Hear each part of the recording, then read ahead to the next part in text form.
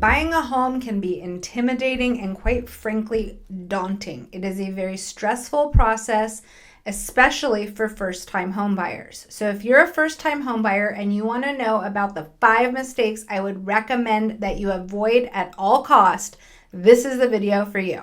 Stay tuned. I'm going to go over this quick and easy 5 things to avoid or 5 mistakes that first-time home buyers make. And if you can avoid these 5 mistakes, you will be ahead of the game. And stick around to the very end because I'm going to share with you a bonus tip that oftentimes first-time home buyers forget to think about when they are purchasing their first home. All right, all you first-time home buyers, listen up. I'm Shemeika Fox, your Santa Cruz real estate expert. I've been selling real estate in the Santa Cruz area for over 20 years, if you can believe it. If you are looking to buy or sell in the Santa Cruz area, please feel free to call me, text me, email me, or comment below. And if you are looking to buy or sell out of the Santa Cruz area, fill out the form below and I will connect you with a wonderful realtor who can take care of all of your real estate needs. Okay, let's dive in. The first mistake that first-time home buyers often make, and if you avoid this mistake, you will not only save time, but you'll also save a lot of heartache, is forgetting to get pre-approved. I totally get it. When you're excited to buy a home, you want to go look at open houses, you want to see what's available, you dream about the possibility of this home becoming your very own home. But if you haven't gone through the mortgage pre-approval process, then you don't truly know what you can afford, which means that you could potentially be wasting not just your time, but your heart and your emotional energy because you're looking at properties that just simply won't meet your budget. Now, I'm going to add one thing to getting pre-approved prior to shopping for a home. A mortgage loan advisor is going to tell you what you are qualified to borrow. What a buyer is qualified to borrow, however, may not be in line with what they actually can borrow or feel comfortable borrowing. The reason being, mortgage loan advisors look at 2 things to analyze your qualifications. They look at your debt and they look at your income. So you want to find a nice balance between your debt and your income so that you know, okay, I can get a loan of $1 million and based on my current debt and my current income, I can afford that monthly payment. They also include property taxes and homeowners insurance so that you can have a breakdown of what your monthly payment will be in order for you to afford to purchase a specific property. That said, things like childcare, lifestyle, travel expenses, eating out are not necessarily a part of the mortgage loan advisor's analysis. So if you are the type of person that knows that you have a budget of $10,000 a year that you like to spend on travel, you need to take that into consideration with regards to your lifestyle when you're actually analyzing the pre-approval. So even though you are pre-approved for a certain dollar amount to borrow from the bank in order to purchase a home, you might not actually feel comfortable borrowing that amount of money because of the lifestyle that you currently live and the lifestyle that you would like to continue to live. So mistake number 1 is not getting pre-approved, but also not completely analyzing your finances prior to purchasing a home.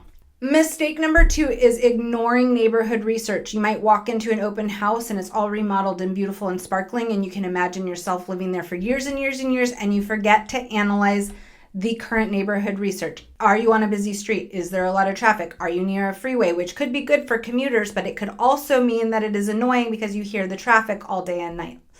Are you near a school, which means you're going to have to deal with pickup and drop off? Also, being near a school may be what you want because you have kids and you want them to attend that school.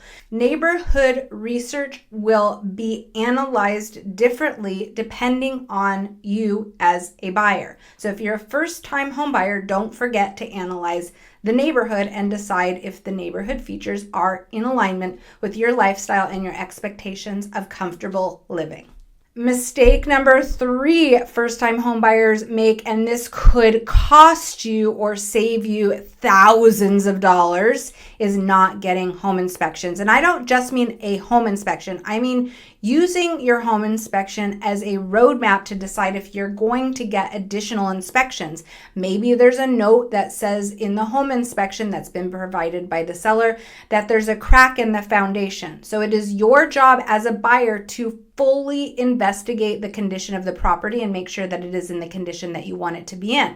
So if the home inspection says that there is a crack crack in the foundation, you may decide to hire a foundation specialist, have them come over, analyze the crack. Maybe they say it's no big deal, put a little epoxy in, we're good to go. Or they might say this foundation is completely failing, we're going to have to lift the house and we're going to have to re-pour the entire foundation. Those two distinguishing factors have a different price tag of tens, if not hundreds of thousands of dollars. So make sure that you do not only your home inspection, but you really analyze that home inspection and you bring in the appropriate vendors to further analyze the condition of the property so that you know what you are getting into.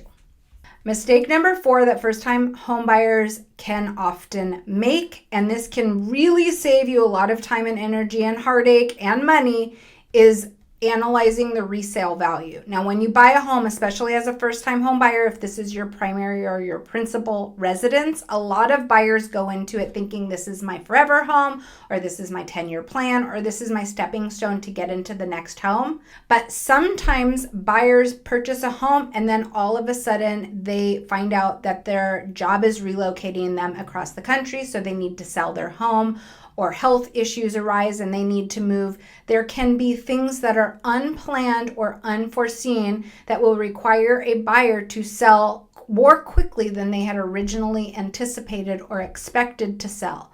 So before you actually purchase your home, make sure you understand the resale value should you be put in a position that you're selling your home more quickly than you had originally intended.